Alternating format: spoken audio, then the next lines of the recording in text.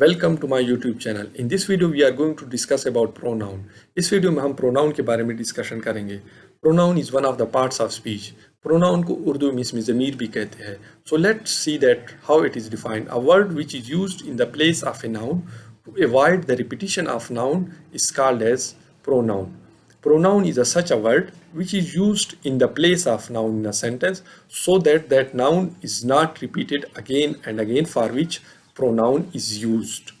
Pronoun ऐसे लफ्ज़ को कहते हैं जो इसम या नाउन की जगह पे किसी जुमले में इस्तेमाल होता है ताकि नाउन बार बार उसी जुमले में इस्तेमाल ना हो।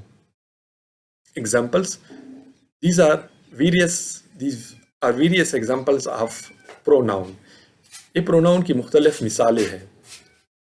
And remember that pronouns are then divided into various cases depending upon their use in a sentence. And we will discuss cases of pronoun in our next video related to pronoun. So don't miss that video. Now let's see that where is example of pronoun in this sentence. Islamabad is located in Pakistan and it is beautiful city. It is Islamabad.